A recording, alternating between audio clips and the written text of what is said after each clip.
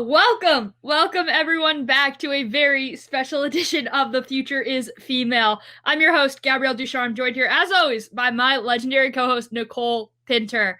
Guys, we're coming to you live this time from YouTube. This is our first time ever doing this, and we're really excited about it. Nicole, how have you been over the last 2 months since we've done an episode? I've been good. I've been chilling. Family's moving, so we're selling a lot of furniture and whatnot. If you need anything, hit me up. But yeah, it's just been chilling, hanging out. How about you, Gabby? I just checked to make sure that our episode works, and I think it totally works. So we're good on that front. I know. And I looked up live viewers, and it says it's me. So it's better than no one. True. It's better than no one, right? I'm tuned into it for sure. So I've been good. I'm in California right now. I'm back home for the summer. Just been enjoying the time off. I definitely felt the tread on the tires when my semester was ending. I definitely felt like the burnout, the exhaustion from being on Zoom for well over a year for all of my classes, pretty much, talking to people through computer screens is not the most ideal. But I certainly, I've had a lot of fun since I've been home. I've had a lot of time to just reflect and think about what I want in my last year of college, things like that. Watched a lot of Olympic trials and a lot of basketball, and I've worked a lot of basketball games because I'm working for the Sparks, obviously, which has been a lot of fun. It's been one of the best experiences of my life. So yeah, all is well, especially in the post-vaccinated life, California reopening. It's been so fun to see the state just kind of coming back to life and people coming back to life, and so much of what made my home so special is now kind of being rejuvenated, which I really love. I really do love. Nicole, what have you been doing? Have you been watching Olympic trials? What have you been up to on the sports end? Obviously watching Olympic trials, swimming, which just ended, track, which still has a week to go. I've watched WNBA when I can. The Sky, we'll get into it. It's been, if Candace Parker isn't on the court, oh boy, it's been rough. But I was about to say, been fun. It's been a lot of this. It's been a lot of up and down and up and down. Yes. Right now we're on an up for precisely. Also go Suns, naturally.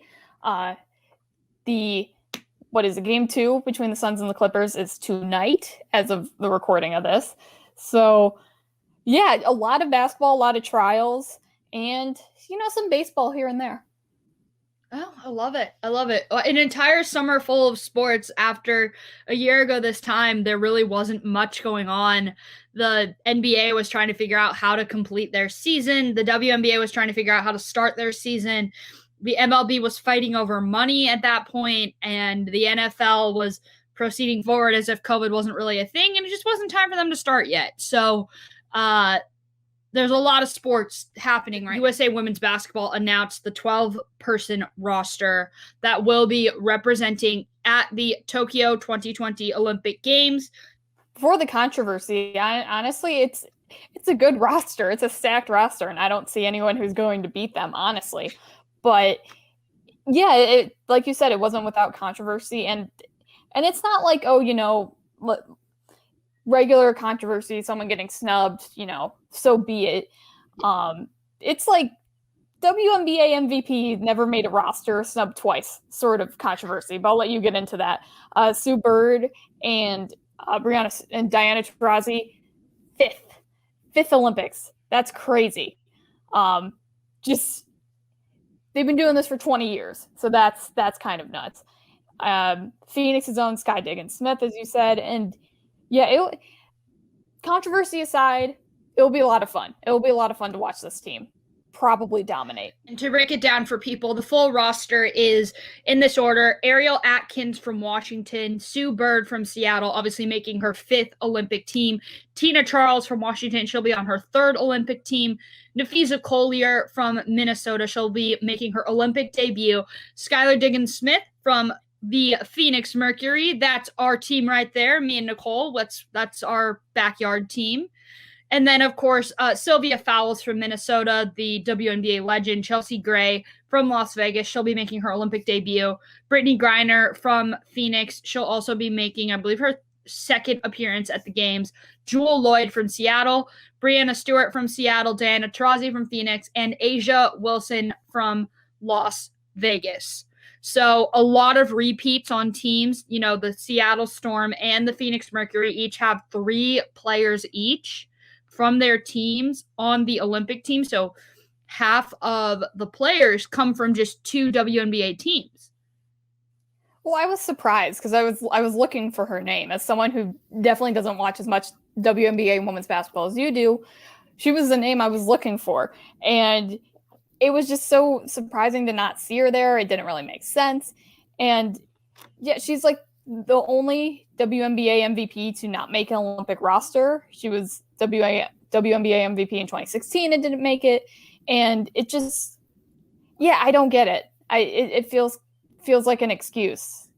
It's unfortunate. There's not much else to say. It sucks. It really does suck. Moving on from the women's side to the men's side, the NBA playoffs have absolutely had our hearts sink and rise and sink and rise. My heart has skipped a beat multiple times. I've cried and laughed and shouted at my TV far too much over the last month and a half. Nicole, what has your reaction been to all the playoff madness? Well, I don't think you're alone. And honestly, the last 4 teams, I don't think anyone predicted. Like, and I was even talking to my dad about this last night, and he was like, well, the Bucks. And I was like, well, yeah, they had to get through the Nets. You know, it's still unexpected. I didn't expect it when they went down 2-0. I'll be very honest with you. And hypothetically speaking, I said they're done. I said that's it. It's like the Cowboys because everyone puts these expectations on them, and they're just not that team. I'm still not completely going to say I'm 100% wrong on that, but they did prove me wrong in that series. And honestly have probably the clearest path to the finals at this point. But go Suns, beat LA, Suns in 4, and what a time to be in Phoenix, man. I wish I was in Phoenix right now. The final. Sorry, go ahead. For once, I actually agree with beat LA because I want them to beat the Clippers. I do. Right. I want to see them go to the finals. For once, I actually agree with that statement. Go ahead. But yeah, like, I wish I was in Phoenix because what I want, and honestly, tickets are really expensive, but if I can just try to sit at the very, very top, I need a Bucks-Suns final. I need a Bucks-Suns final in my life because I want to go so bad. I could like, with my bank account, I could pay for like, you know, a ticket and like practically on the roof, but I would like no longer have money in my bank account either. I still need it. I still want that option. I still want to like actively think about going to an NBA Finals game. That's just me. So my question is, if the Milwaukee, how far are you from Milwaukee? Like an hour. Vernon, in like Chicago. So theoretically, if the Suns were playing in the finals against the Bucks, in theory, you know, take out the fact that tickets cost more than my kidney, and I'm gonna look at tickets right now. Oh yeah, looking at tickets just for like the Eastern Conference Finals, because probably double that. I've thought about that too. I've thought about that too. Let's go Ticketmaster. Like being able to just go to the Bucks game. I've heard from games all the time. I've heard from some people that like the Phoenix Suns tickets aren't like horrendous. Like you're talking maybe $200. Still expensive. Oh, this isn't bad. Okay, no, it's still bad, but it's not that bad. I thought it'd be worse. Okay. What's not that bad? The lowest is 136. See, that's not bad because I was expecting like 250. So now that's not bad. That's where I'd be sitting, but at least you'd be in the building, right? I'm highly considering it. I wouldn't have a lot of money left to do anything, but it'd be really cool. Or do I save and hope that they make the finals? This is tough. Do you risk it? Like, that's the biggest question. You basically are risking it, right? Like, well, and even so, I think, and we'll get into it because we'll talk about Suns Clippers first, but like, I think they're gonna be in the finals. I think they beat the Hawks, so I could see Bucks Suns or Bucks Clippers. So it's not a total loss if it's not the Suns, but I think it will be. I definitely think, like, if you're betting on the two series, whether the Bucks will come out of the East or the Suns will come out of the West, I think the Bucks have a better chance of coming out of the East. I do. Yeah. As much as I love Trae Young and the Atlanta Hawks, what the Philadelphia 76ers did was just horrendous, and they shouldn't have made it out of that series, but they did. I think more so because the Sixers don't know how to close out basketball games, and the Hawks, in every right of their own, capitalized on that and took advantage of it. But I think that the Bucks have a better chance of coming out of the East than the Suns do coming out of the West, just based on what the Clippers have done throughout the postseason. Speaking of Bucks versus Hawks and Suns versus Clippers, Nicole, both series one series has started. The other series actually hasn't started yet because it went 7 games in the East. Which matchup are you more excited for? Suns Clippers, and part of it is featuring my dog. Part of it is, it's the Suns. They haven't been here in so long. Clippers have never made it out of round 2. There's just on both sides, right? Like, and I mean, you could say this for the Eastern Conference Finals too, because we're going to see like a first-time champion regardless, or it's been a while. Personally, for me, it's the Suns and Clippers. Hopefully, Chris Paul comes back. Obviously, Phoenix would be so cool to be in, come August, if God willing they win it all. It's our city. It's our city for school. So obviously that's where my interest lies. I mean, so for me personally, here's the crazy part. I'm actually going to Phoenix in just a few weeks for a bridal shower for like a family member. Ooh. I'm going to be in Phoenix when the NBA finals are happening. So I spoke to my mom and I was like, so like, because my birthday's at the end of July. So I asked her, I was like, so like, what are the chances, birthday gift, a little early, going to an NBA finals game? She told me, she's like, probably not. She said, but talk to me when they get there.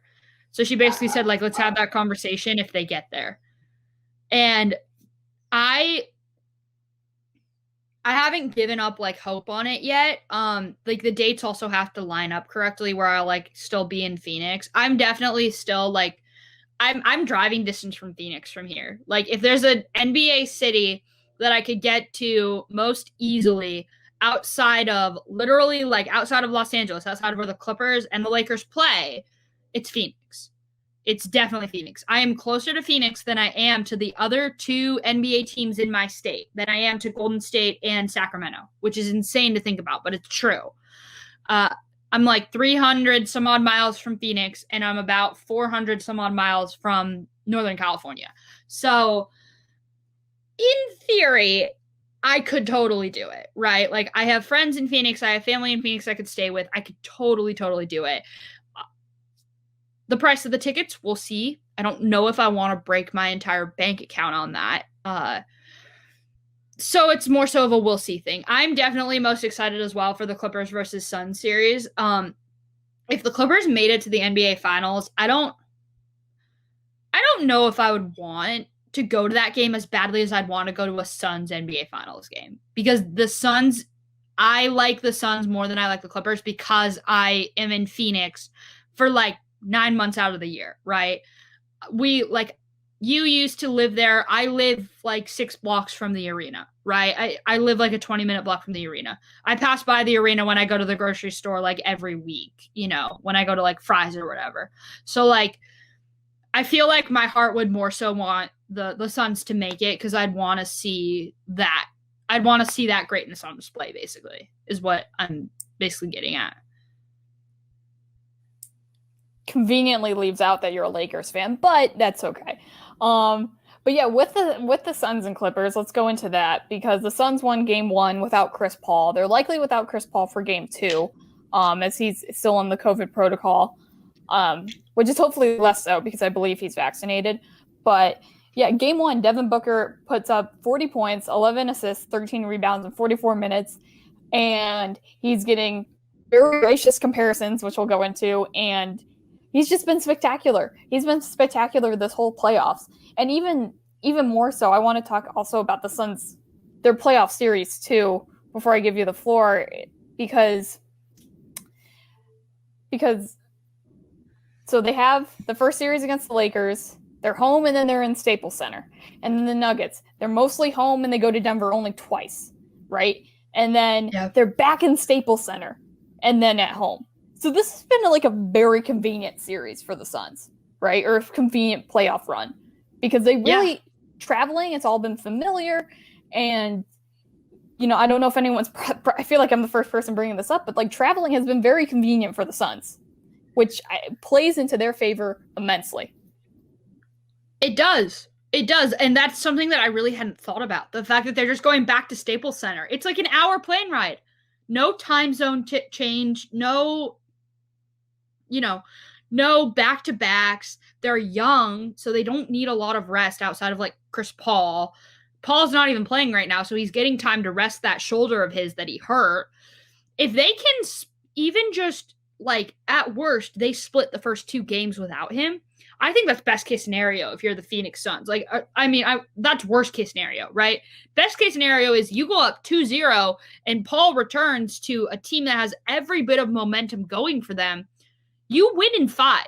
Like, as much respect as I have for the Clippers and what they've been able to do throughout the postseason, I don't think they can get away with that against the Phoenix Suns. I think the Suns are too dominant. I think Devin Booker is way too talented. I think Chris Paul is way too motivated to get past his old team that he could never get over the hump. And I don't see the Suns squandering a lead like that, like other teams did against the LA Clippers. I don't know, Nicole, what are your thoughts on, because the traveling thing is very interesting, and I don't think I've heard anyone talk about that. The dynamic of only having to go to Staples Center, you've already been there before. There's no time zone difference. It's kind of the perfect recipe when you're talking about having to play on the road in the NBA playoffs. Yeah, exactly. And I think their play has kind of shown that effect, you know, how good of an effect it's had of the traveling not really being an issue at all. I mean, Denver's the furthest they've traveled, and even then that's hour and a half-ish plane ride, 2 hour. And traveling's been easy. Not much time change either. Not much time change, if at all. I honestly don't know. But yeah, I think with the Suns, as far as if they were to go up 2-0, I wouldn't call it over. I sort of, well, do I? As far as, because the Clippers have come back from down 2-0, twice now? And yeah, they would definitely have a harder time against the Suns. I agree with that. But I think the Suns would win in 6, if I had to guess. But yeah, if Chris Paul comes back and they're up 2-0, this is a series that will feel like it's over if the Clippers don't win a home game. Yeah, so I think that's an interesting point. I think that the Clippers will come back today and win. And then I think Chris Paul will be back at latest by game number 4. I think the Clippers might take the next 2 games. They'll take this one in Phoenix, and they'll take the next one at home. And then Chris Paul will come back, and the Suns, I think, might be able to win the next 3 games. I think that's what might happen. I think there's going to be there might be a bit of a momentum shift where the Clippers will come in, try to take maybe the next 2 games, and everyone will be saying the Clippers are going to win it. The Clippers are going to win it. Paul George, playoff P, is here. And then Chris Paul is going to be like, hi, I'm still here. I'm not injured. I'm just out on COVID protocol. What's up, y'all? I'm still here. I'm back. This is why I should have been MVP. And then he's going to take them to victory. I think that's really what's going to happen. I think Chris Paul is going to slowly but surely slip in people's minds a little bit, especially if the Clippers start winning in this series. And then he's just going to come back in, and they're going to basically be rushed to victory just through the play of Chris Paul. It should be interesting. It's going to be a lot of fun. Suns Clippers is by far one of the most exciting things. Moving from west though to east, Bucks versus Nets. Wow. What a series. What a series. Nicole. Sorry, I couldn't quite hear you. Could you please? My series and Siri sound very similar, apparently. Sorry about that, y'all. That was good. Siri on my cell phone got activated. My Siri on my cell phone got activated. But yes, Nicole, it's been... What are your thoughts? Yeah, like I said earlier, how did the Bucks win this series? How in the world did they pull this off? They were down 2-0. It seemed like it was over. Get home, and I want to say took over. I know the Nets took games, 5, 6, but, with the Nets injuries, and they weren't fully healthy, Kyrie, James Harden, Bucks took advantage of that, and Game 7 was incredible. Overtime was the ugliest thing I've ever seen, but otherwise, Game 7 was incredible. And, for Kevin Durant to even, oh my God, he was inches away from a game winner. Literal inches away from a game winner. Like, that was Jordan-esque type shot there. That was incredible. It seemed like he made that shot in overtime at home. Nets had all the momentum, which I know a lot of people say isn't a real thing, but Nets had all the momentum going into overtime. And then no one could, shoot the ball. Everyone seemed very, very gassed at the end there. But, yeah, again, how did the Bucks win this series? How did Kevin Durant play that dominantly and they still couldn't get it done? How could they still not get it done? That was a legacy-defining series if you're Kevin Durant. You go for 48 points in 48 minutes in Game 5 when they won. The series was tied at that point, 2-2. They were in Brooklyn. That was a series-defining, legacy-sealing game right there. And they still couldn't get it done. I think made KD just so shot for Game 6. Because what they probably should have done is they should have closed it out at Game 6. You gave the Bucks life and you gave them hope at home. Because I don't think Giannis played good enough for the Bucks to win. So I kind of think that the Nets lost this series. And the Bucks might have just punched their ticket to, because I don't think Giannis played good enough for the Bucks to win. So I kind of think that the Nets lost this series. And the Bucks might have just punched their ticket to the NBA Finals because they're going up against a Hawks team that I would argue might be lightning in a bottle right now. And I don't know if they're consistently going to be able to sustain this kind of greatness that they're sustaining right now under Trae Young. Yeah, and they're also injured, right? So it's going to be mostly Trae Young that kind of has to put the team on its back. But to your point, Giannis did put up 40. Now, but the thing about the Nets losing the series, though, and where I agree with you, is it was really just him and Chris Middleton. Brook Lopez put up 19. He only had 1 assist and 8 rebounds, though. Drew Holiday was nowhere to be found, right? So it was just, it felt like it was just Giannis and Middleton putting up pretty good performances, right? I mean, Giannis putting up 40 isn't just pretty good, but everywhere else, it was okay, solid game. It's solid regular season game from everyone, but it was the playoffs and they won in overtime. So I do agree with you that the Nets lost this series. And I think a lot of that is injury. And I think if they were, now Bucks still won this series. I don't want to go too far down the injury road because of LeBron James's rant, which, thanks Dr. James, because if he were, sorry, Gabby, I'm going to do this real quick. If he were still in the series, we wouldn't be hearing a word from him about injury having an effect. It's only because it happened to him. I'm sorry.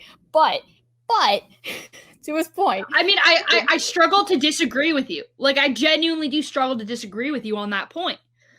He probably wouldn't be spouting his mouth off if he was in the Western Conference Finals right now. He'd probably be saying, no, you need to suck it up and take care of your body. Yeah, and if AD was healthy, he wouldn't be talking about injuries. Sorry you can't see your favorite player or whatnot.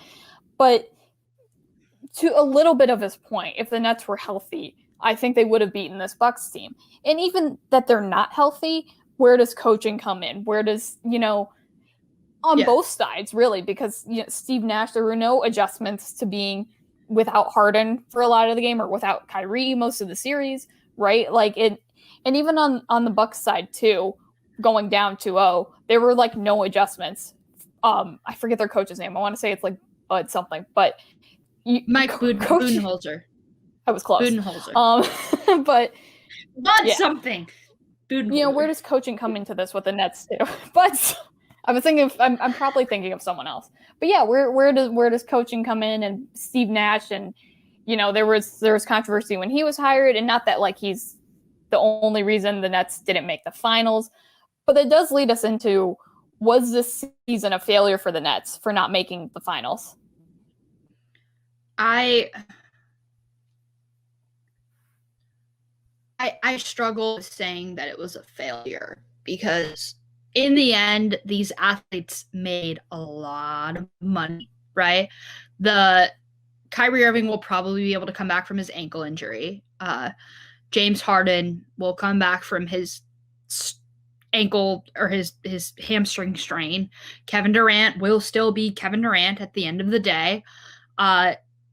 James Harden and Kevin Durant will both go represent USA basketball this summer, which is only going to strengthen their relationship further as players and stuff. I think the Olympic experience is wildly undervalued on the NBA side. The WNBA side, it's a huge, huge deal. On the NBA side, I think it is wildly undervalued how valuable that time is together with some of your superstar teammates when you're trying to build a super team. Because that's essentially what USA basketball is. It is a super team of athletes. And so I don't think it's a failure. I think when you only play 13 games together, all healthy, you're going to have problems in the playoffs. Chemistry matters in basketball. And chemistry was not there for the Brooklyn Nets when they needed it to be the most. I think that matters. So I personally wouldn't call it a failure. You didn't have career-ending injuries. You still made a lot of money with all your contracts and all of that. Steve Nash was only in his first season as a head coach. He's definitely a player's coach because he didn't play in the league. When he played in the league, he played against many of the players that he's literally coaching right now. So he's not that old. I don't see it as a failure. I see it as a learning experience. I see it as stop underestimating the value of chemistry on the basketball court. Stop underestimating how important it is to build in part through the draft. To just you can't just slap together a bunch of pieces of a puzzle that don't fit. When you're the central piece of your own puzzle on your team, and then you leave that team and you try to go to this super team and you try to make all three big pieces, which is James Harden, Kevin Durant, and Kyrie Irving, you try to make those three pieces jam together, it doesn't work. Chemistry matters. You have to break up the pieces a little bit. You have to mold together. I think Kevin Durant's going to be the biggest piece of this puzzle, and then Kyrie Irving and James Harden need to adjust a little bit. They need to shave down their pieces a little bit. Then they'll fit perfectly with Kevin Durant. I don't think it's a failure. I think it's a learning lesson. Learning lesson in how valuable chemistry is for your basketball team. I don't want to say point blank the Nets didn't have chemistry, because there were times during the regular season where they were just doing ridiculous things. It was like they've been playing together for 10 years. But in the playoffs, I think that it's where it comes into play a little bit more of this is a Bucks team that is mostly the same from the last year. This is a very new Nets team with a very young coach in Steve Nash in his first year. I think that's where your chemistry point comes into play for me, is that the Bucks, the deeper they got into the playoffs, how long they had been playing together, and like you said, 13 games together came more into play. It mattered more. I I know, NFL, NHL, MLB, it's considered a failure when you don't win it all, right? Or you don't even make it to the championship. But I agree with you. I don't think this was a failure for the Nets. I don't think like their championship window closed. And I think they're still very much a threat next year. And they'll have another year of like genuine rests and with the Olympics, like you said, chemistry, there's genuine rest. Go do the Olympics where you kind of just basically cruise control, all due respect to everyone else, but basically cruise control to the finals. So yeah, I think they'll come back next year even better. And I think I remember hearing a story about USA basketball. This is a bit of a tangent, but it kind of matters to like the Brooklyn Nets and stuff and getting healthy and stuff. I think it was Kobe Bryant who told this story. I don't remember exactly who told it, but who told it doesn't really matter. It's the message behind the story. It's players will go out in the summertime and play basketball. They'll play 5-on-5. They'll play in the Drew League. They'll do all kinds of things. They'll do charity events where they're playing basketball a lot. They'll train all summer, things like that. And they won't be surrounded by the same level of trainers and access to the same resources that they have on their NBA team. Sometimes a lot of the best in the world, like LeBron James or Kevin Durant, they might have like a training staff that's on par with, like a NBA team, and sometimes even better because it's like a private doctor and stuff. But not every player has like an entire medical team around them. They try to, but that's how they go broke as athletes.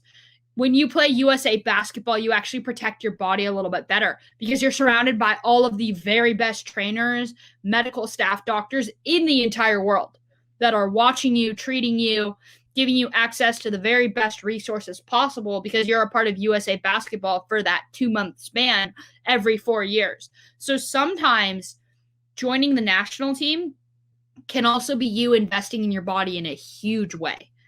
Even though freak injuries like what happened with Paul George in 2014, those injuries can happen, unfortunately. They do. Sometimes freak injuries happen, but what's more likely to happen is you're actually surrounded by the best doctors and trainers. And I think that's what's going to happen this summer for James Harden and Kevin Durant both. They're going to be together. They're going to build chemistry. I do genuinely believe that USA basketball is like the best decision that the Brooklyn Nets could make for their team, that those two superstars could make for themselves this summer. Moving on from Bucks versus Nets to, the Nets aren't really in trouble, but oh my Lord, is this other team that lost in trouble? Hawks versus Sixers. We're done processing the process. I'm done processing the process. Nicole, what were your thoughts on the Hawks versus Sixers series? Yeah, I was personally like rooting for the Hawks in this at the end of the day. Just because, like you said, I love Trae Young. He's the best like NBA villain that there could be. But for the Sixers to lose this series to a Hawks team that, like you said, is lightning in a bubble, for the process, Doc Rivers is a coach. It seems like, when I'm comparing teams to the Cowboys, I really should do it with the 76ers and not the Bucks, if I'm being completely honest, because it's the same thing every year. They're favorites to win their division or conference even, and they just don't show up when it matters, right? Like, oh, wait till you see my my NFL predictions for the season. But they're not winning. They're not winning the East. I'm sorry. But on the 76ers, yeah, it's, the process sort of continues on. It's a failed process. What process is it now? I don't know. And, I don't even know who you say whose fault is this. I think it's very, very collective, but we'll get to, who everyone's throwing under the bus, and rightfully so, in a minute. But yeah, Gabby, what did you think of this series? I'm done processing the process. Okay? I'm over it. I'm over the Joel Embiid and Ben Simmons duo. It doesn't work. It's not gonna work. Joel is injury prone. He is on a torn meniscus right now that he shouldn't have been playing on in the first place. And Ben Simmons can't shoot. Tell me exactly how we're supposed to win basketball games doing that. You just can't, right? You just can't. You really can't. Yeah. There's a certain amount of, like, I only have so much patience. We only have so much time to process the process. Your time has elapsed. Those are my thoughts on it. Break up the team, blow up the organization. It's time for a reset button. Build around either Ben Simmons or Joel Embiid. Ben Simmons, you are one of the most apathetic superstars I've ever seen. You are 6'9", and you're a point guard, and a 6'1" guard in his third season ran circles around you. Trae Young ran circles around you. You are probably 50 pounds heavier than him. I'm over it. Ben Simmons, LOL, is the best way I could put it. Nicole, go ahead. You can take it from here. Yeah, so he had 5 points and 4 shots. As I said, LOL. And he also just didn't shoot the ball, right? Like I said, 4 shots. The other 3 games before this one, he didn't take a shot. And it's just, I don't understand. Listen, I understand the athlete psyche, but not the professional athlete psyche. And I don't know what he's scared of, why he won't shoot. Obviously, him and Embiid just kind of don't get along. And I agree with you, blow the organization up. But as far as who's at fault, I don't exactly like Doc Rivers just not taking responsibility. You're the coach. You still have to take responsibility. I think everyone's messing up here. And honestly, if Rivers is gone after a year, it's because of what he said in the press conference, if I'm being completely honest. And you don't just throw your players under the bus. Is he the reason they lost the series? Not solely. I think he's a very big part of it, but he's not the one thing that lost them the series. Simmons didn't lose this series for the Sixers. Rivers lost it. Simmons lost it. Embiid lost it. They all lost the series. And this seems like very simple team, things you learn when you're in elementary school. But yeah, I don't care what level you're at. You don't throw your players under the bus like that. If you're asked about Simmons not taking shots, you try to be as vague as you can and say hey, I don't know what's going on. I'll talk to him. We're going to work this out and we're going to come back better than ever next year. And that's not what happened. And I have a problem with that. Yeah, do you have a problem with the fact that he didn't take responsibility for his team? Yeah, he didn't take responsibility for his team.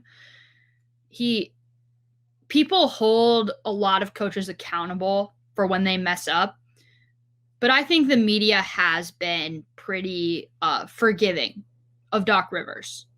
Outside of the 2008 Celtics team and the 2010 team that made the NBA Finals, when has he made a major dent in the playoffs? Did he ever make a dent with the Clippers? Ever make a dent, really, with the Celtics as they were on their last legs? No, I don't think he did. Yeah, not at all. Yeah, so he's not the one to talk either. Yeah, he's not. He's not the one to talk at all. It's like you're the one leading this team, and this team wants to win a title. And you got knocked out in the second round because of a 22-year-old, who dominated on the basketball court. So that brings me to one question for you. Is Trae Young legit, or is it just lightning in a bottle? He's legit. He's here to stay, as far as I'm concerned. Yeah. I agree with you. I think he is literally a better version of Allen Iverson that can shoot and knows how to score the basketball. Trae Young is here to stay. The process is not. We're moving on from teams that are still playing to teams that want to get there one day. The NBA draft lottery is, I believe it's tonight. Am I wrong? The draft lottery is literally tonight. NBA playoffs are still going on. Draft lottery is tonight. Nicole, break it down for us. What do you think is going to occur in the NBA draft lottery? Oh, man, I have no idea. But here are the odds, or the top 5 odds at least. Rockets have the best odds to get the number 1 pick. Pistons at 2. The Magic at 3. OKC at 4, who have like 38 picks over the next however many drafts. And then the Cavs at 5. My Bulls are down at like 8, 7, or 8.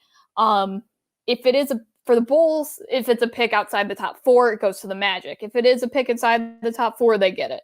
That was the agreement with Vucevic, if I say his name right, on that trade.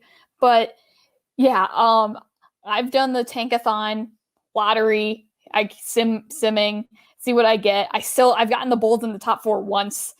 It'll be interesting. Listen, if you know me, I care about Detroit teams too. Why? I don't know, because they all kind of suck. But if the Pistons, with the rate that the lottery's been going for Detroit teams outside of the Tigers, because that isn't a lottery, they'll end outside the top 4. Probably. They probably will. Hopefully they don't. Best case scenario, the Bulls take their place. But yeah, it'll be interesting. I mean, it's always kind of fun to see. The lottery's 15 minutes of terror for most teams. But what do you think, Gabby? Oh, I laugh at the fact that the Cavaliers are back in the lottery again. The Detroit Pistons are. I want them to be good, because I think it's fun to have Detroit basketball be really, really good. But I more so feel for the athletes that are going to be like the number 1 overall pick. Like, I feel for Jalen Suggs right now, the kid from Gonzaga. I feel for them more so because like when they watch the draft lottery, they see where they could potentially be, like that could be their home, right? Like Lonzo Ball, he went to Los Angeles in the draft lottery, and then like Markelle Fultz went to Philadelphia in the draft lottery. So I'm more so excited to see where are the best players in the world, like that are under the age of like freaking like 19. Like, I'm old compared to a lot of those players. I'm curious to see where they end up, because whomever ends up at the top of the draft lottery, that will show where the best young players will be starting their lives and living their lives. And when I mean young, I mean young, like babies, like teenagers will start their lives. So I'm more so excited to see that. I'm excited to see where your Chicago Bulls end up. But yeah, the draft lottery, honestly, like I kind of forgot it was happening tonight because there's not like a bona fide superstar like a Zion Williamson coming out this year. Like, not at least from what I've read and what I've seen and watched and things like that. I'm excited for it. I mean, the draft is always so fun. But transitioning from basketball, NBA, WNBA to U.S. Olympic trials. 5 long years. We waited 5 years to have this incredible event. We're going to start off with the event that already occurred, swimming trials in Omaha, Nebraska. It's always such a fun week to watch swimmers punch their ticket, make their Olympic dream come true. Nicole, what have your thoughts been so far on the Olympic trials? Let's start, I guess, with swimming first off. Yeah, there's been some incredible swimming going on here on both sides, women's and men's. Yeah, it was just really fun to watch. And especially without, 5 years without it. Only have to wait 3 this time. But Katie Ledecky dominated. She's going in the 200, the 400, the 800, and the 1500. She won all of those. It wasn't like she was second. So it's just so incredible to see. One thing we do have Ledecky mentioned here. The other thing I want to point out is Simone Manuel made it in the 50 free, 24:29, last day, last event. She was having a very rough week. Wasn't even in the top 8 in the 100 free, which is her other usual event. So to to get the 50 free and for her to go again is so huge. I'm just so happy for her. Abby Weitzel took second in that excuse me, in that event, 24:30. Yeah, I mean, Annie Laser in the 200 breaststroke, and she had a very tough road, as a lot of people did. Reagan Smith in a couple of events. Tori Husk. There were a lot of records had here on the Sun Devil side, outside of Allison Smith, who we'll get to. Haley Flickinger made it in the 200 fly in 205.85. Again, it's just a lot of fast swimming. It was so good to have it back. I went to Omaha in 2016, and it is just such an amazing environment. It is just, I wasn't swimming. I was just there watching. But it is just such an amazing environment. And I also want to say, too, like, seeing, on the swimming side of it, seeing girls, like, you've swam against in trials, it's both gratifying and also like, oh, man, you know? But it's really cool, and I'm really happy for everyone.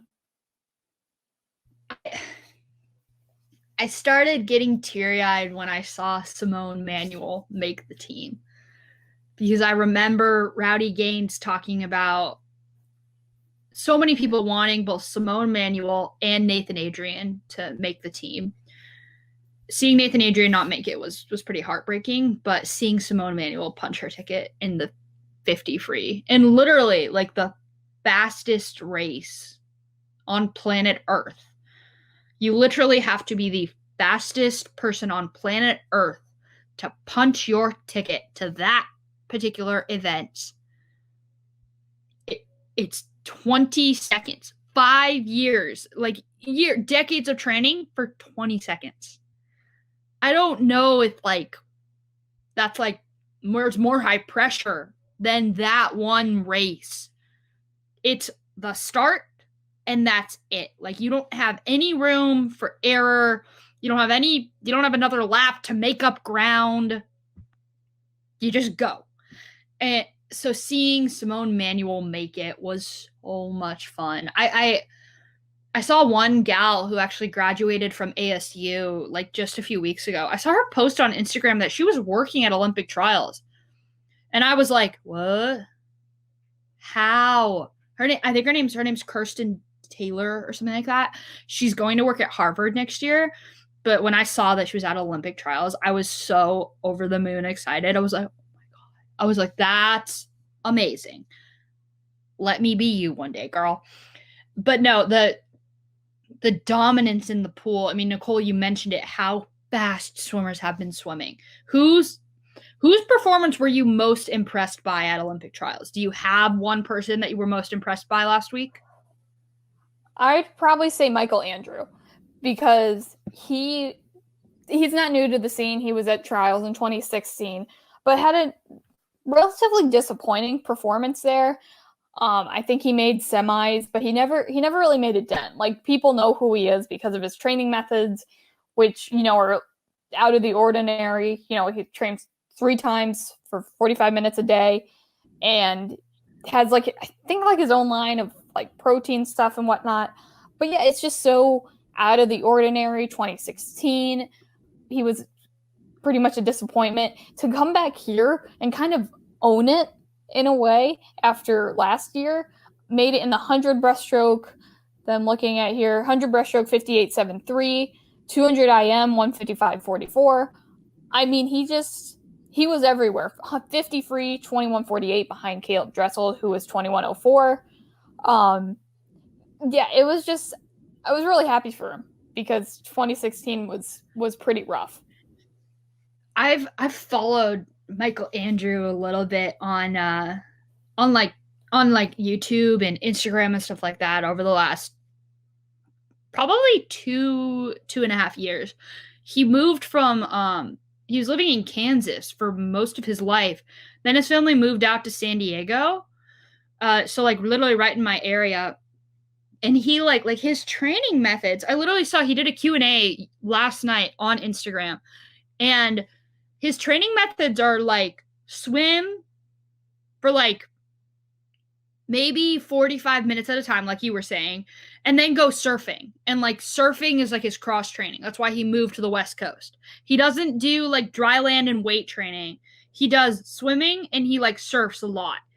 And like, you know, his style is like the ultra short race pace tempo training. USRPT is what it's called. It's been utilized a little bit by people, but it's so interesting. Like, if he can win medals off of that style of training, what's that going to do for the sport, like, long term? How is that going to change the way in which people train? Because I've seen a lot of athletes actually like call him out for it, and they say, my journey, my training was forged in the battlegrounds of the grit and grind of long training, of 10,000 plus yards per practice, of burning 12,000 plus calories a day. That's where I was forged. I don't know. I feel like the sport of swimming has always been rooted in this grind mentality. Go, go, go, you know, twice a day for 3 hours each session. How would Michael Andrew and his brand and his lifestyle change the sport for the future? That's what I would wonder. If he can find success in Tokyo. I think it's one thing to find success at trials. It's another thing to actually do it when it all counts. Yeah, well, and to your point, I'll say that he, you know, even in 2016 is when he gained a lot of notoriety for himself and what he does. It was within that year, because he's popped up at meets I've been at, so I've like seen his stroke in person. I'll get to that in a second. But like, my coaches utilized ultra short race pace training. At the first club I went to, the second club not as much, but like it's already taken the sport by storm. As far as how many people use it, I don't know. I think most coaches will tell you like that's something only he can do. That's something, it works for him. That's great. It's not going to work for the masses. Right. As I think what a lot of coaches would tell you. But I'm really glad it works for him because he's really fast. But yeah, as far as taking over the sport, if it were to, I think that'd be many, many years down the line. I don't think you're going to find a lot of teams, especially coaches, right? Because I don't think coaches, especially at the club level, college is even harder, who are going to want to do like 3 times a day at 45 minutes, right? Because depending on your age and your level, that's not going to cut it for you. You do need the yardage when you're younger. The older you get, it's not as important. But when you're younger, because you're still kind of middle ground. You need the yardage, or you need substantial yardage. You don't need garbage yards. You need substantial yardage the older you get. Well, so my question to you, because you were a much higher level swimmer than I was. Like, when I was growing up, I was just doing like summer league swim teams every year. It was for fun. It was a great community. It was a great environment. Now I coach the sport, you know, at like this lower, like summer league level. So I'm not as in tune with all of the ins and outs of training and stuff. But one thing I know for sure is that when you're younger, you have to build up your stamina.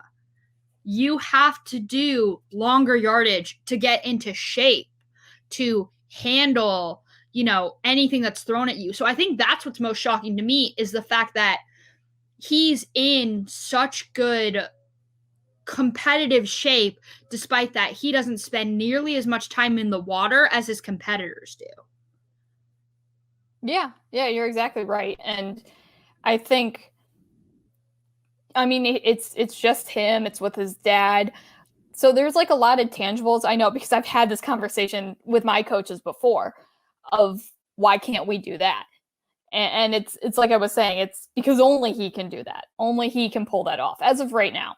But ultra short race pace training I would say, has already taken over the sport. I think it's what a lot of teams and clubs do now. And you're right. The younger you are, the more yardage, excuse me, that you need, because you are building up that stamina and endurance. But as you get older, more into like, depending on your event, right, and your level, you know, you don't need garbage yards, right, which is what we called it. You don't need those yards where you're just swimming a 200 just to swim a 200, just to hit like 3,000 yards, right? You don't need that. And it's interesting because Andrews is, you know, as young as he is. Actually, how old is he? He's got to be like mid-20s, right? He's 22. He's 22. like Okay, yeah. And he's been doing this for a while. He's March of 99. Okay. So he went pro at 14. He signed. So what happened was he broke a bunch of junior national championship records when he was a teenager. Went pro at 14. Signed with Adidas, like that was his swimming brand or whatever. Not the world-class swimming brand, right? Like Adidas is world-class at many things. Swimming equipment, I don't believe is one. No. So he was with Adidas through the Olympic trials in 2016 and all of that. He was with them literally up until like May of this year, April or May of this year. He switched over to TYR after that. Like, I think he knew, him and his family knew, if we want to take this to the next level, we got to dip out on Adidas and go to TYR.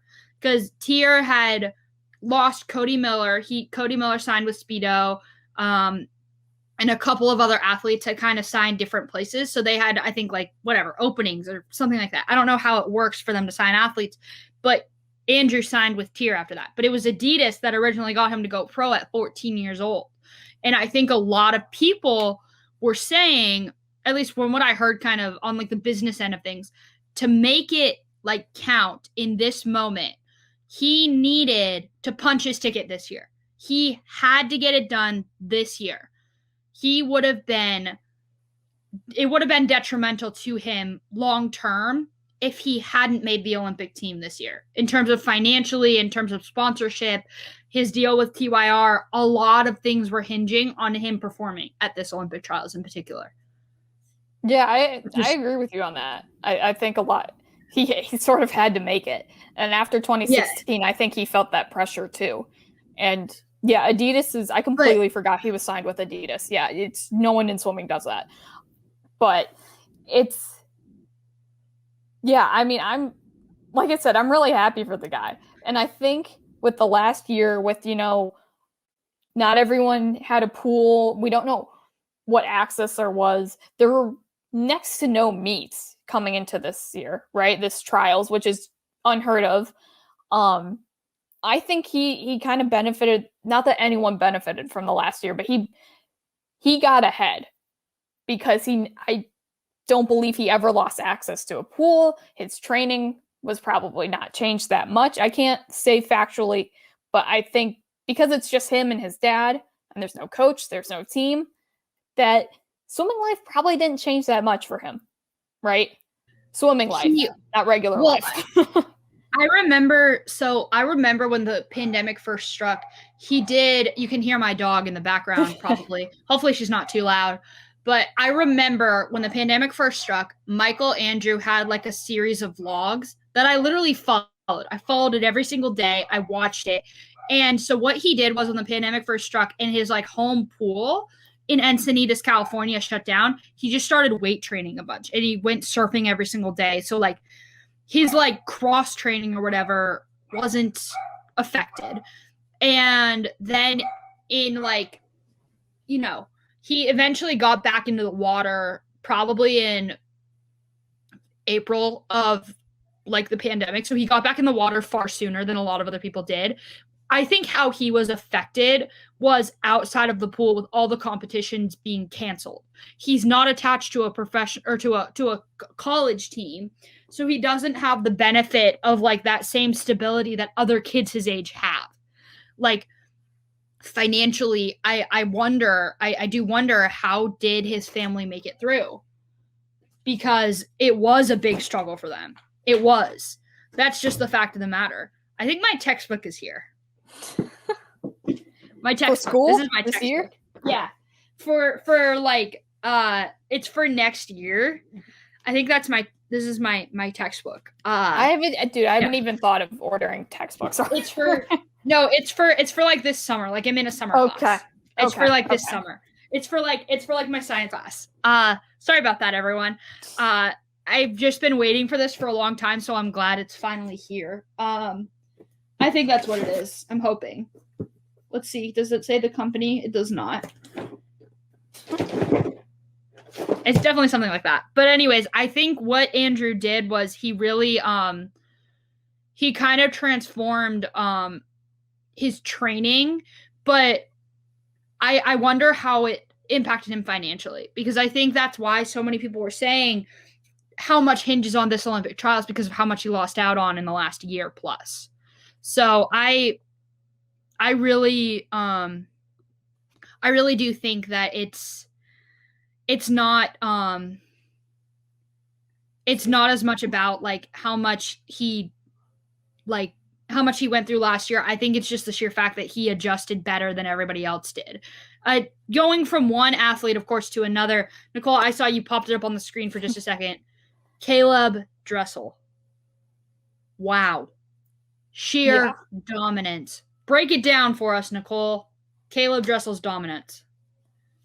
Yeah, he had an incredible trials. I'll list off the events here first. 50 free, 2104, 100 free, 4739. 100 fly, 4987. I mean, and that 4987 was he had the world record going into the last 15 meters and just kind of, I don't want to say fell apart, but he lost steam. And taper taper and rest will fix that right up and he'll have it. It's crazy he was that close in trials. And he was just, how is he going this fast? I mean, after this past year, it's crazy. It was crazy to watch him be that close to a world record. Caleb Dressel in the pool, outside of the pool, I think we need to stop with the comparison to Michael Phelps. Knock it off. Appreciate Michael Phelps' greatness for what it was, and appreciate Dressel's greatness for what it is about to be. Because he's about to dominate. He's about to dominate at the Olympic Games. He's about to dominate, in Tokyo. So I really do think, Nicole, you listed it off. So many events that he absolutely dominated. I think that it's time for us to let go of this idea of comparison in the sport of swimming, because there will never be another Michael Phelps, and there shouldn't be another Michael Phelps. At the same time, there probably will never be another Caleb Dressel. So let's appreciate the Caleb Dressel that we have right now. He's 24 years old. He just got married. He is completely transforming the sport of swimming at the very highest level. So Caleb Dressel is not Michael Phelps. Like, he's covered in tattoos. He's way more muscular than Phelps was. He's far more private with his life than Phelps was. He loves playing video games. I read in a GQ magazine, he only spends 15 minutes a day on social media. He deleted his Twitter, his Good for him. Facebook, his Snapchat, and he only spends 15 minutes a day on Instagram, and that's it. That's it. That's all he does. So the fact of the matter is, just appreciate him for his greatness and for his personality and for the fact that he's another fun part of swimming that's going to help the sport grow. Stop comparing him to Michael Phelps. Totally agree. And we will watch him break world records at Olympics in a month. I'm sure of it. Moving on, though, we have Asu Swim. I mentioned Taylor Flickinger, but also Allison Schmidt. She's going back to the Olympic trials. Second in the 200 free, 156.79, behind Katie Ledecky, who we'll get to in a minute. She went a 155.11. And just, I'm so happy for her because it didn't, no one knew. This felt like her last shot. And she was always right there in every other event she swam too. She was always right there. And she got second in the 200 free. Now, second isn't a for sure thing. It's a most likely. But she'll be on a relay regardless. So she's going regardless. It's just whether she swims the 200 free individually. And that goes with all second place finishers here, unless they got the cut. But yeah, I don't know what else to say. I'm just really happy for her. I spoke to Allison Schmidt several months ago about one of our faves who was also at trials. We'll probably get to her in a second, Nora Dalewski. As far as I know, I don't think Nora made the Olympic team, but she was at the Olympic trials for the second time, which is a huge, huge deal. But when I spoke to Allison back then, she was getting ready to go to Budapest, Hungary for the International Swimming League, league. They were competing in Hungary for 6 weeks. It was 5:30, maybe 6:30 in the morning on a Saturday. She woke up early to do an interview with me about Nora Dalewski for a story I was doing. And that's Allison. Like, I asked Nora about it after the fact. I said she went through all of this trouble. She was literally getting ready to leave for the airport, and she made the time. I said, is that normal? She said, 100%. That's Allison. That's just what Allison does with her life, with the people around her. Because I said, she didn't owe me anything, right? Like, I'm not, like, that big of a deal. I'm not NBC. I'm not ESPN. And she made the time, and that's just who she is. So the fact that Schmidt would go out of her way to just help me personally, of course I was rooting for her like no other. When the Olympic Games, when the Olympic trials happened, and when she punched her ticket, I don't know, Nicole, I don't know if you saw this online, but Schmidt posted on her Instagram story a photo of her and Boomer Phelps after 2016 Olympic trials, and then her and Boomer Phelps after 2021 Olympic trials. It was the cutest thing I've ever seen. It was from Nicole Phelps, posted it on her Instagram. It was by far the cutest thing I've ever seen. It went from Boomer Phelps being 8 weeks old to being like 5 years old or something, whatever, in the last 5 years. It's incredible. It's absolutely incredible. I am so happy for her. I know she's so my question is, does she have a chance at winning a medal if she gets to go individually to Tokyo? Individually? I think yes. I think almost every event, almost every American will have a chance to medal. Personally, I really don't know the field going into this Olympics. I don't know what every other country's Olympic trials is. The only threat I can think about outside of the U.S. is Maggie McNeil from Canada. She's a University of Michigan swimmer.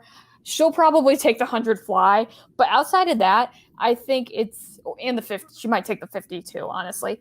But outside of that, I think, yeah, she absolutely has a shot. Absolutely. I think it's very open to everybody.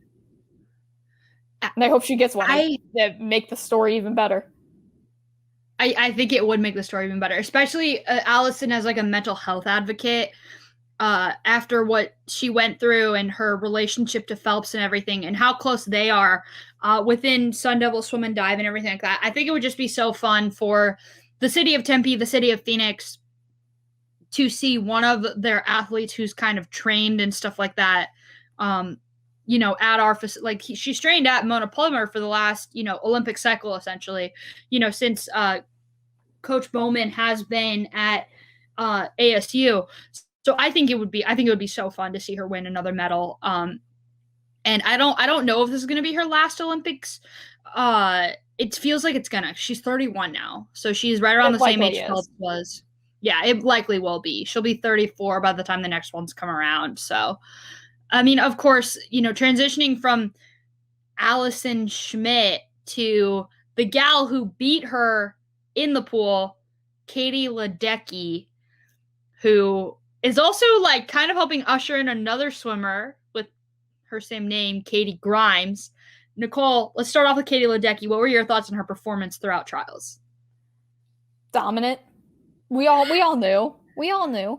I mean, she won, the 200 free was her closest race, pretty much, which I said 155.11. She's going in that, and we'll have a relay. 400 free, 401.27. She won by 3 seconds, 3+ seconds.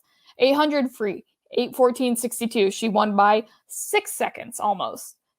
1500, which this is the first year for the 1500 for the woman. 15:40.50, so 15 minutes 40 seconds. 0.50. She won that by 11 seconds. She finished, and no one was even on the screen, right? Just incredible. I mean, what else is there to say? She's the best swimmer of our time right now. She's swimming for 15 minutes straight. It would probably take me, personally, which event was that she swam for 15 minutes straight? That was the 1500? Yeah, which is essentially the mile. So, it would probably take me about double that to swim 1,500 meters. Because you're essentially saying she's probably just over a minute per 100, which is just insane, like the splits. And I remember her saying in an interview, she's like, I'm not too happy with my times this week, you know. I'm sitting there and I'm just like, I know we all feel. I don't know if I could swim 500 meters in that time, but okay. Okay, nobody was on the screen when you came into the wall, but I guess that's what makes her such an incredible competitor. Like, that's greatness. Yeah. Yeah, that's like I said, greatest swimmer of her time. And it's not really that close. Again, literally and figuratively, in any race. But the one race, Katie Grimes, who took second in, who is 15, who is the same age. So she's the youngest since Katie Ledecky made it also at 15 years old in 2012 for London. She finished second in 800 free in 8:20.36. And Gabby, you have it written here. They were at a press conference together. Ledecky told her, "You are the future." Right? I don't know exactly how you have it written here, but like following the 800 meters, it was just really cute. So here's what Katie Ledecky did. She said, I think they competed in the 1500 meters together or something like that. They competed in another race in the Olympic final. Katie Grimes got third. After the race, Katie Ledecky said, Grimes is the future. That's what she said after that one particular race. I think it was the 1500 meters where Grimes got third, and you need to get basically in the top two to punch your ticket to the Olympic Games. You need to get first, really, to punch your ticket individually. Second, you're almost guaranteed that you'll make it individually, just like Nicole was saying a few minutes ago. In the 800 meters after that, Ledecky basically hugged Grimes and said, "You're not the future, you're the present." And the reporter, they were both standing there with the NBC sideline reporter, and the NBC sideline reporter said, "Well, Katie, thank you so much. You are the past, the present, and the future of this sport."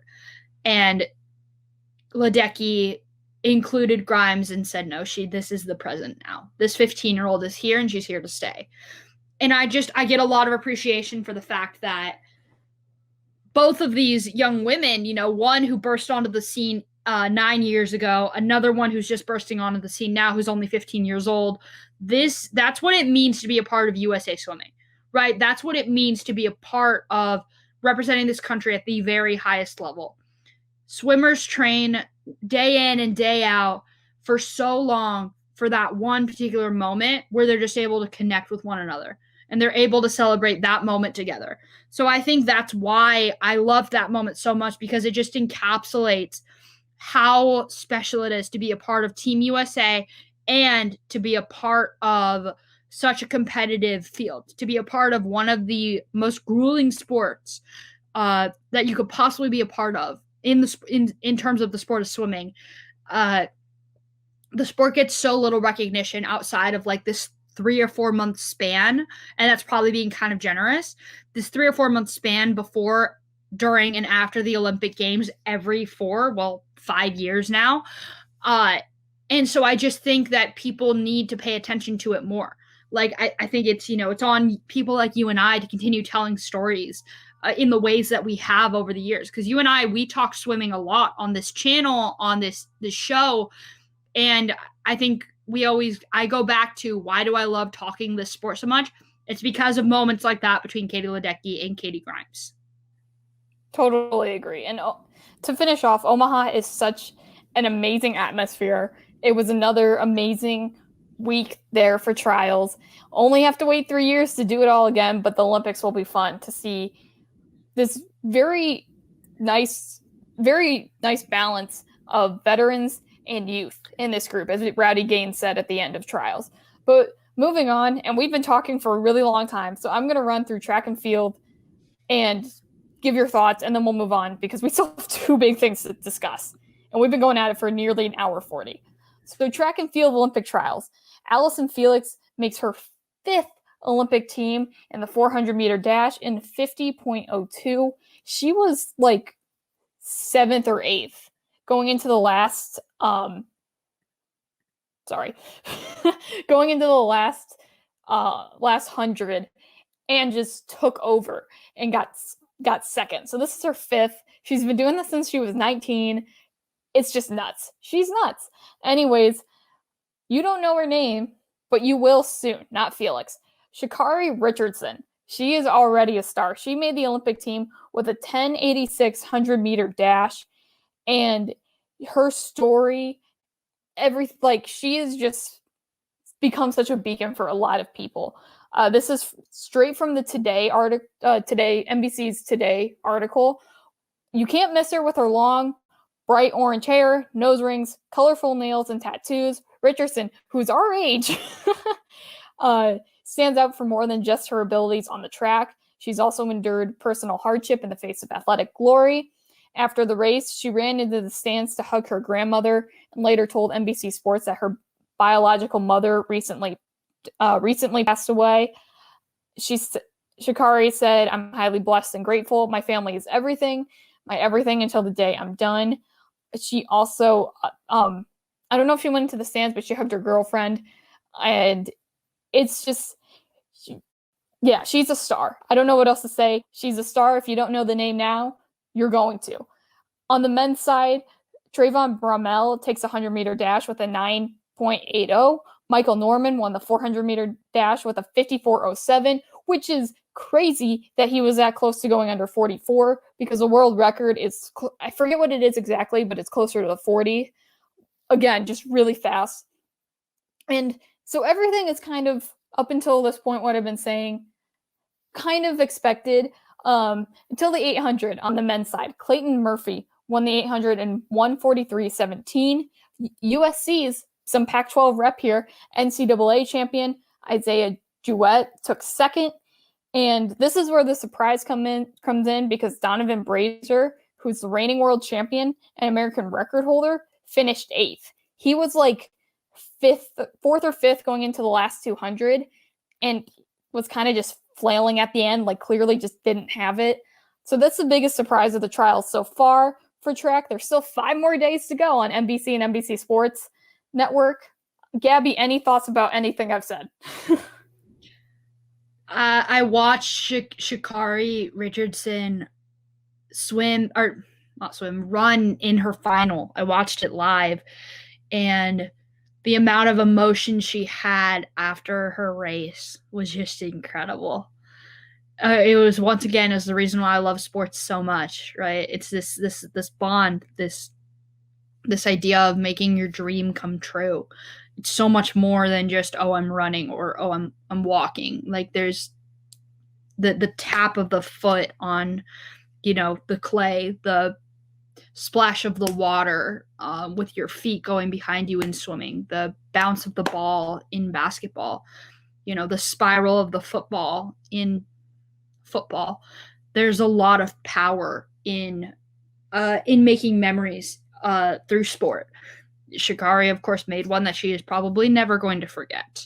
So that moment where she was talking about her biological mother passing away, the moment where she was talking about hugging her grandmother and how powerful that is, it leaves a mark on me that I won't ever forget. I'm always interested in what's going on behind the scenes. That's why I'm studying sports journalism, right? That's why I work for a professional basketball team, because I love telling the stories that people may not necessarily know about, telling you about the athlete that you may not necessarily know about. So everybody knows her name, and everybody's going to remember her name for sure. So that's where I'll leave it off with track and field and the Olympic trials. Nicole, we've been at this for almost 2 hours. We still have 2 pretty big topics to touch on. Let's get right into it. The NCAA deciding in a 9-0 Supreme Court ruling, against essentially against the NCAA, calling them out. Break it down for us. What's going on within NCAA athletics? Yeah, so this happened yesterday, Monday, June 21st. The Supreme Court ruled unanimously against the NCAA, invalidating amateurism rules. With this ruling, NCAA can no longer bar colleges from providing athletes with education-related benefits such as free laptops or paid postgraduate internships. This is straight from the Scottish blog, their Twitter account. One of the bigger sort of indictments on this was Justice Brett Kavanaugh, and this is a quote straight that he said, all of the restaurants in a region cannot come together to cut cooks' wages on the theory that customers prefer to eat food from low-paid cooks, Kavanaugh continued.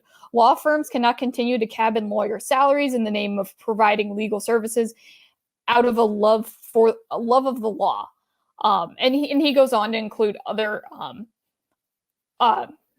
examples. Finishes with price-fixing labor is price-fixing labor. NCAA President Mark Emmert said in a statement after the ruling that, quote, even though the decision does not directly address name, image, and likeness, the NCAA remains committed to supporting NIL benefits for student athletes. Additionally, we remain committed to working with Congress to chart a path forward, which is a point the Supreme Court expressly stated in its ruling, which I'm just going to give it to you straight. That is a hell of a spin by Mark Emmert right there to basically not admit defeat, because it was clear defeat.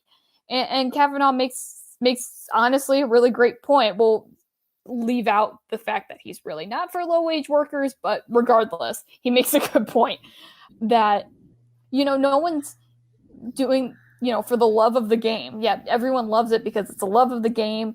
And I love that these kids sometimes don't get dinner at night, right? Like, come on. Yeah. And this Supreme Court ruling, as Brett Kavanaugh and others stated, is really the start of the downfall of NCAA. And they said this isn't over. This opens the door for, the NIL. Like, this opens the door for everything and more lawsuits. The NCAA's days are numbered. The NCAA's days are numbered, and I just wonder long term what because it's going to create some kind of space, and that space has to be filled by something, right? College athletics and just like athletics in general always usually has like a central governing body. I'm not saying the governing body right now is a good one. I think it's pretty clear here that the Supreme Court is saying what they've done over the last few years is just absolute BS. So my question is, and Nicole, I don't know if you have a direct answer to this, but what would fill that space then for instead of it being the NCAA, what do you fill that space with? And how do you structure that space if the NCAA does fall? That's a good question, because it kind of depends on the sport. Because when it comes to, say, football, for example, like a lot of people have been saying this with the playoffs and conferences, there is no CEO, right? That's why we saw what happened last year happen last year with the SEC and I think Big 12 starting early and then the Big 10 Pac-12 following later. And that's why we saw the mess that was last year, because there was no like CEO of football. The NCAA didn't really do much except slap their name on it. With things like swimming and track and field, honestly, this, what would replace it? That's a good question. And I don't know that anything will, because I think with NIL, it's going to open the door. Are they going to, Yeah. NCAA was created for amateurism, right? Like they created the term, student athlete for all of this, right? So I think if it was built in a day, it can be taken down in a day. And I think that's honestly a good question. I really don't have a direct answer for it. I don't know that anything will replace it. And if anything does, I don't think it... Because I honestly don't know. I'm not saying... Because here's the thing. I'm not saying that the current system needs to stay intact. I think the current system does need to fall.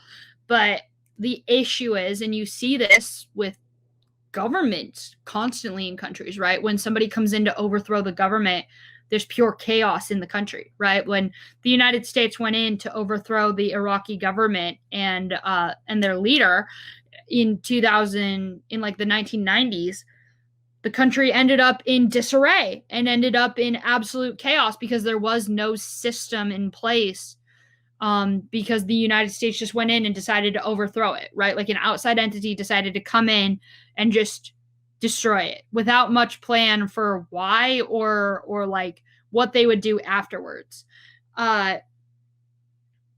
When you're looking at an entire governing body falling, like the NCAA, you're going down a very slippery slope because you're leaving a lot of room for what could potentially be, I feel like, a lot of bad people taking over and taking advantage of athletes and taking advantage of the system. Like, you need to have a transition of power of sorts to the new rules, to some kind of new like leadership at the top, right? Because you were just saying it now, college football doesn't have a central commissioner / leader to help make decisions when it comes to like a global pandemic and when it comes to paying athletes and things like that.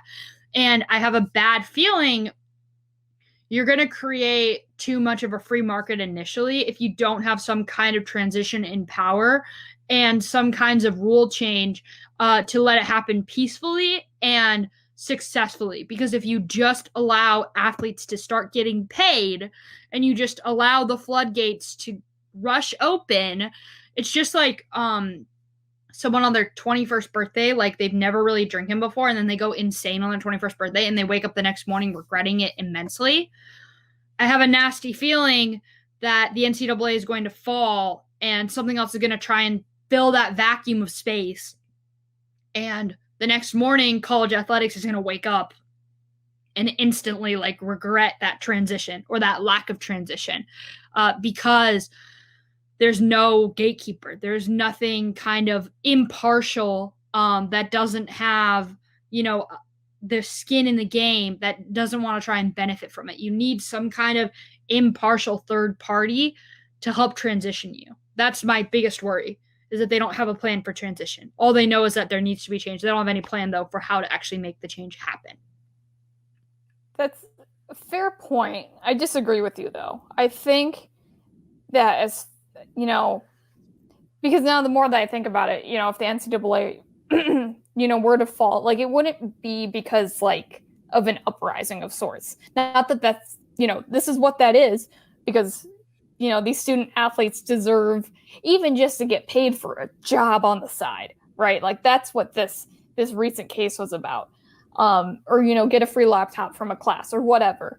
I think, because you take away the NCAA, what is there? Well, there's still the conferences, there's still the school's presidents and commissioners. Like, I think, I don't think it'd be in any more disarray than it is now, if I'm being completely honest. And the benefit of it is, you're not necessarily taking down the NCAA. Maybe not. I know what I said, but you're letting student athletes have more power. And that is the biggest benefit of this all. And I don't see an ugly transition, if there is a transition at all. You might be right. Maybe the ugliest part of this transition is the fact that you just need to give more power to the athletes. You need to give more voices to the people, within the athletic departments in specific. I guess only time will tell, unfortunately. Only time will tell on where this will actually go. Mark Emmert, wow, you are a warrior with words. Because you didn't admit defeat, even though you've been defeated, and you're going to just be more defeated and beaten down over the next several days, weeks, years. So, and no one wanted him back. Like, I'm sorry, he got an extension. No one wanted it. No one really wanted him back after last year's debacle, right? With women's sports just in general. And then with NIL taking effect in a few weeks for some states. So I've always hated him. You've heard me say how much I hate the NCAA. Yeah, it's on brand. But for more college football coverage on this specifically, I recommend following Nicole Auerbach. I hope I'm saying it right. I'm losing my voice. With The Athletic. Highly recommend following her to follow with this. We've been on the air now for almost 2 hours. We're going to wrap things up, going back closer to home from the Tokyo Games, now all the way down to ASU football. A lot has happened with this program over the last few weeks, and Nicole and I have been following it consistently. I want to quote one writer. I cannot and I will not take credit for this, but this writer, his name's Brad Kesmet. He runs Sports 360 AZ locally in Arizona, and he wrote an article. It's an opinion piece, and he called Arizona State University, ASU, always something university. He called it that. That's not me. That's him saying that. And Oh, what's going on with, Always Something University is what he called it, which I thought was very clever. Nicole, what's going on with ASU football? Yeah, there's always something. Outside of football, just real quick, because there is nothing going on with ASU football. There is no war in I forget the town in Avatar, but you know what I'm referencing. But John Rahm won the U.S. Open after Phil Mickelson won. So yeah, 2 ASU golfers in the same month. That's really cool. Anyways, the bad stuff. So Sun Devil football is under investigation for recruiting violations, allegedly hosted recruits during the COVID dead period last year, which, after everything shut down, so did recruiting. So most kids were picking schools they really hadn't seen because they were doing recruitment like we are doing this right now. They also allegedly paid players and just broke COVID violations. Or you know what I'm saying. Her and Edwards' involvement is still not clear, though it's becoming clearer as the days go on. This is straight from Doug Haller with The Athletic. Asked if Edwards would be aware of potential recruiting misdeeds. One former AD staffer, athletic department staffer, responded without hesitation, no way. Another said Edwards is more of a, quote, closer in recruiting, similar to many head coaches, but not everyone agrees. Multiple sources said Edwards is smart enough to understand some things he's better off not knowing. One said he is still probably 90% aware of what goes on with recruiting. Now, as far as ASU recruitment, Antonio Pierce is the main recruiter for ASU. His smaller role has become bigger as he's become defensive coordinator and he's gained more power. Keyshawn Johnson said on ESPN Radio's Keyshawn, J. Will, and Zubin last Thursday that Kevin Mawai is a whistleblower. Mawai didn't get the offensive line coaching job with ASU, then went to the Indianapolis Colts and got fired, and Herm didn't hire him back. And Mawai played for Herm on the Jets back in the early 2000s. So basically, as Keyshawn said, disgruntled employees from Todd Graham's head coaching days at ASU, and he says it a lot better. I recommend listening to him. But earlier this week, Mawai interestingly put out a tweet that said, quote, "For all that is secret will eventually be brought into the open, and everything that is concealed will be brought to light and made known to all." That is a Bible verse, and certainly lines up with the thoughts that he is a whistleblower here. So a lot going on. I'll give my really quick rant. There's not even a Pac-12 trophy to take away. There's no, you're going to take away a Las Vegas Bowl win, right? The recruits, we're still losing recruits. We're not getting that good of recruits. You hope it's for the 2022 class, but you really don't know. And where this situation is interesting to me, because let's be real here. ASU was not the only school to do this. They just got caught because of the potential whistleblower, right? We know they're not the only school paying players or committing recruiting violations, all right? I'm going to be real with you. They're not. They're far from it. But,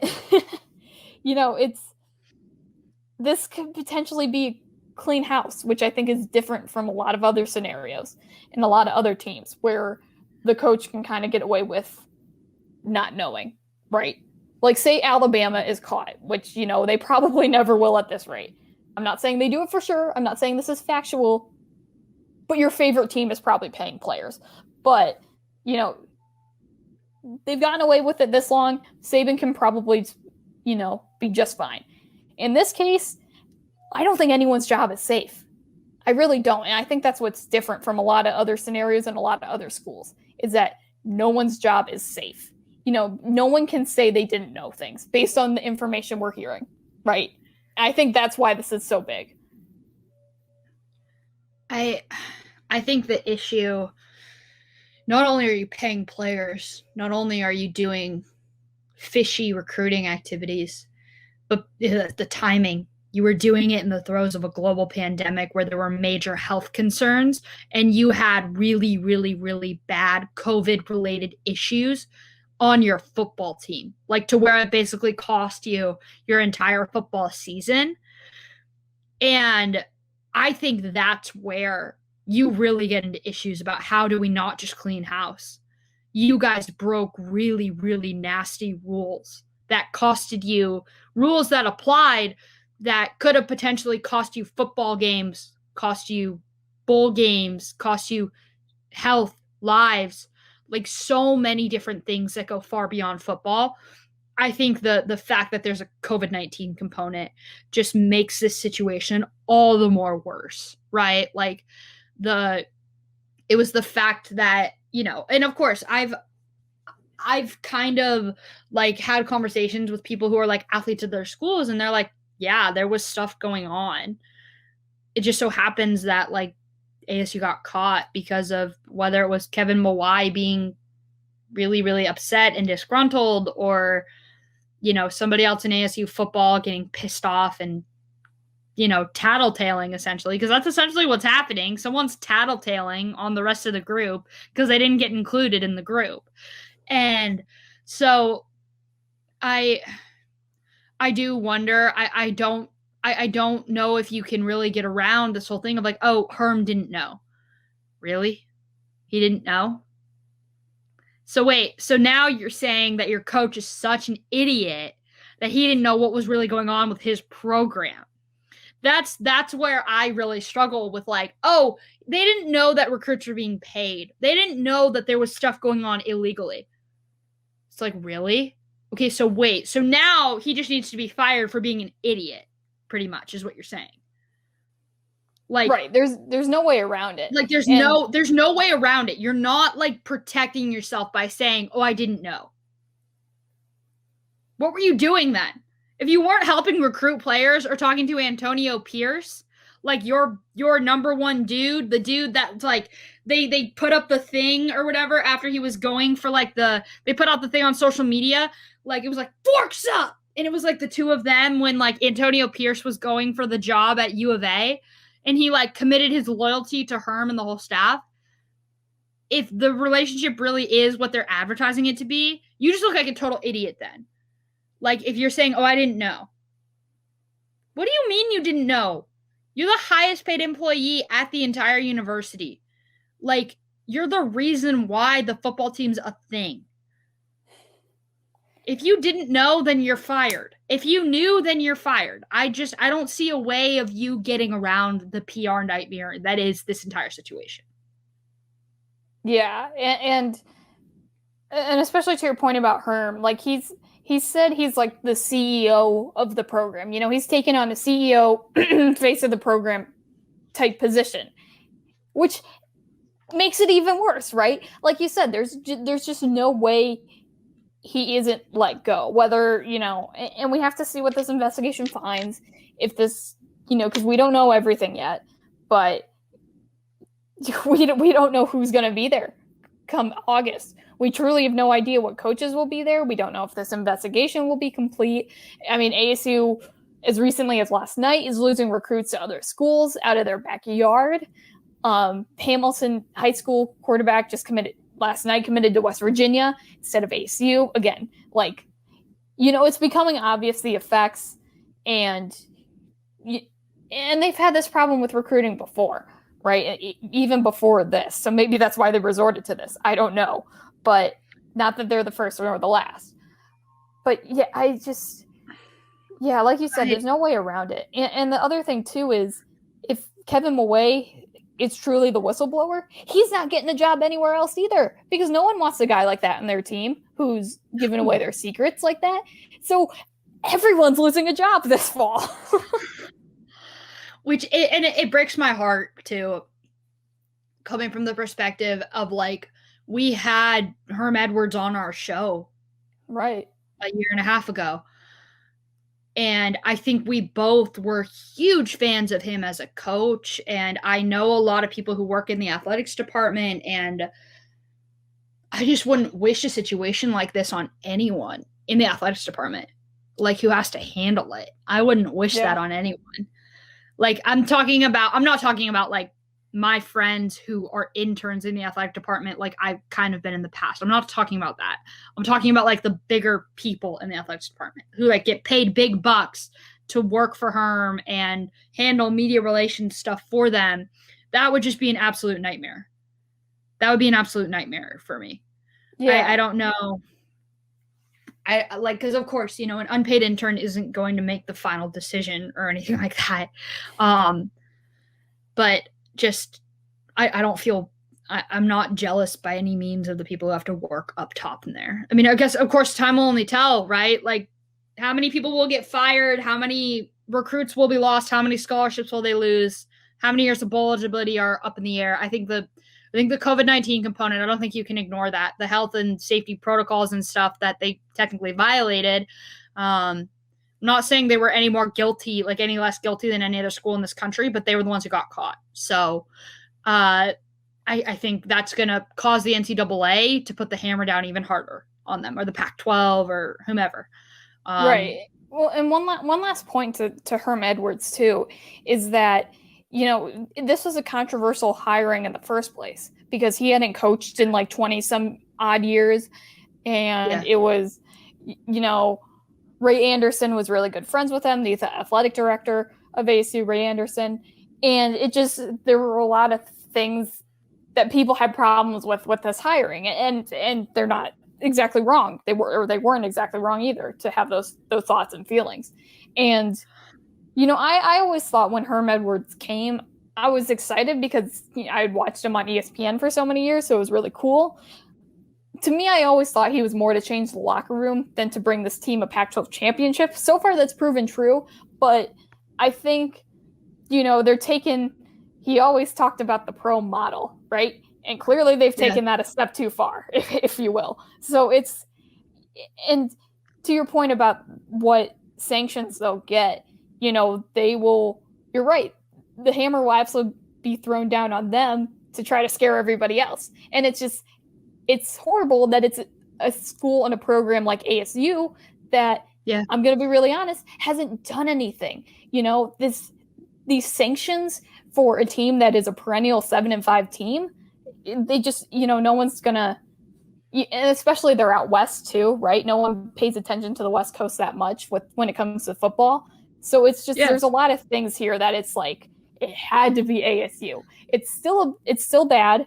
Don't get me wrong. This is still a bad situation, but it's like, it had to be ASU, right?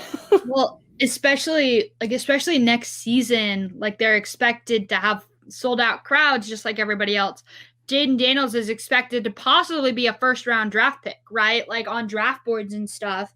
He's probably expected to be like a first or second round pick, and he's a quarterback, which makes it all the more of a thing. And so it's like, I always feel like the program talks about, oh, we're about to turn a corner. We're about to turn a corner. At this rate, that corner's not getting turned anytime soon. And it's felt like they've been saying that forever too. Yeah.